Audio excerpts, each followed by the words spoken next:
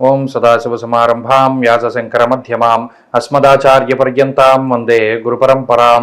జ్యోతిష్ శాస్త్రాన్ని భావితరాల వారికి ప్రసాదించిన ఋషుల యొక్క పాదపద్మాలకి నమస్కారం చేసుకుంటూ, అలాగే నాకు ఈ జ్యోతిష విద్యను నేర్పిన గురువర్యులు జ్యోతిష బ్రహ్మ కీర్తిశేషులు శ్రీ ఏరంకి సూర్యనారాయణమూర్తి గారు, సూర్యశ్రీ దైవజ్ఞ గారి యొక్క పాదపద్మాలకి నమస్కారం చేసుకుంటూ, ఓం శ్రీ మహాగణాధిపతి నమః, శ్రీ గురుభ్యో నమః, హరి ఓం.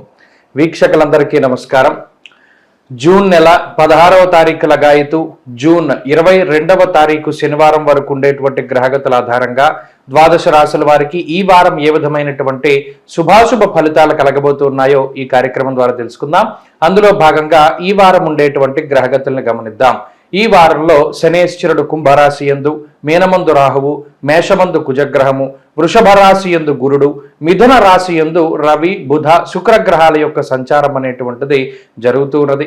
అలాగే చంద్రుడు కన్యా, తుల, వృశ్చిక రాశుల యందు సంచరించబోతూ ఉన్నారు. కేతు కన్యా రాశి యందు ఉన్నారు. ఇటువంటి పరిస్థితుల్లో ద్వాదశ రాశుల వారికి ఏ విధమైనటువంటి శుభాశుభ ఫలితాలు కలగబోతున్నా తెలుసుకుందాం. కర్కాటక రాశి వారికి ఈ వారం మిశ్రమమైనటువంటి గ్రహ సంపత్తి గోచరిస్తూ ఉన్నది. ప్రత్యేకించి గత వారాలతో పోల్చుకుంటే ఈ వారం ఉండేటువంటి గ్రహస్థితి కొంత ప్రతికూలంగా ఉంది. వ్యయస్థానమందు రవి, వ్యయస్థానమందు శుక్రుడు, అలాగే బుధ గ్రహాల యొక్క సంచారం వల్ల 12వ స్థానమందు ఎక్కువ గ్రహాలు సంచరిస్తూ ఉన్నాయి. వాటితో పాటు చంద్రబలం అనేటువంటిది ఈ వారం కొంత తక్కువగా ఉన్నది. దానితో పాటుగా లాభస్థానంలో ఉండేటువంటి గురువు మినహా మిగతా గ్రహాలేమీ కూడా కలిసొచ్చేటువంటి పరిస్థితి లేదు. కాబట్టి ఈ వారం కర్కాటక రాశి వారు చాలా జాగ్రత్తగా ముందుకు వెళుతూ ఉండాలి.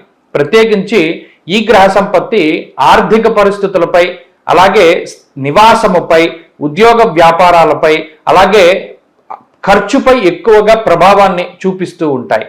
ప్రత్యేకించి చూసుకున్నప్పుడు వ్యయమందు అన్ని గ్రహాలు ఉండడం, స్వస్థాన నాశనం చేయవా బంధురోగో ధన వ్యయం అంటూ ఉన్నది శాస్త్రం. అనగా ఈ రాశి వారికి కొంత బంధువుల రీత్యా కానీ, కుటుంబ సభ్యుల వల్ల కానీ, స్నేహితుల వల్ల కానీ కొంత ధనం ఖర్చు అయ్యేటువంటి పరిస్థితులు గోచరిస్తూ ఉన్నాయి. అయితే ఈ పరిస్థితులు ఏమీ కూడా ఆర్థిక ఇబ్బందులకి కారణం అవ్వవు. ఎందువల్ల అనగా లాభస్థానమందు ఉన్నటువంటి గురువు పూర్తి స్థాయిలో ఐశ్వర్యాన్ని, అదృష్టాన్ని కూడా ప్రసాదిస్తూ ఉన్నారు.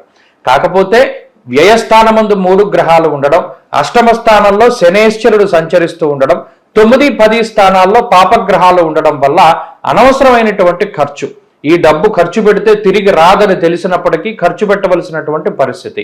అలాగే ఉద్యోగ రీత్యా, వ్యాపారాల రీత్యా కొంత ఒడిదుడుకులకు లోనయ్యేటువంటి పరిస్థితులు, స్థాన చలనము, ఒక ప్రాంతాన్ని వదిలిపెట్టి వేరే ప్రాంతానికి వెళ్ళవలసి రావడము, ఒక ఉద్యోగాన్ని వదిలిపెట్టి వేరే ఉద్యోగానికి వెళ్ళవలసి రావడం లాంటి పరిస్థితులు కూడా ఈ వారంలో కర్కాటక రాశి వారికి కనబడుతూ ఉన్నాయి. వాటితో పాటుగా కుటుంబ సభ్యుల యొక్క ఆరోగ్య పరిస్థితిపై ఈ వారం కొంత శ్రద్ధ పెడుతూ ఉండాలి. అలాగే మీ ఆరోగ్యంపై కూడా కొంత శ్రద్ధ తీసుకుంటూ ఉండాలి.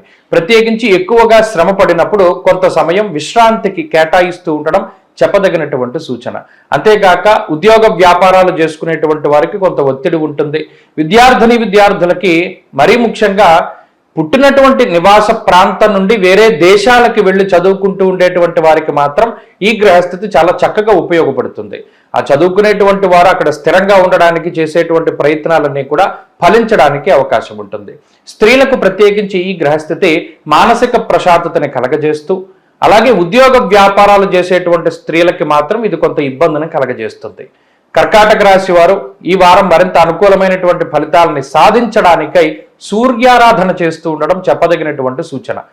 ఈ వారంలో కలిసొచ్చేటువంటి రోజు గురువారంగా చెప్పవచ్చును. అదృష్ట సంఖ్య 2, అదృష్ట వర్ణము పసుపు. తదుపరి సింహరాశి.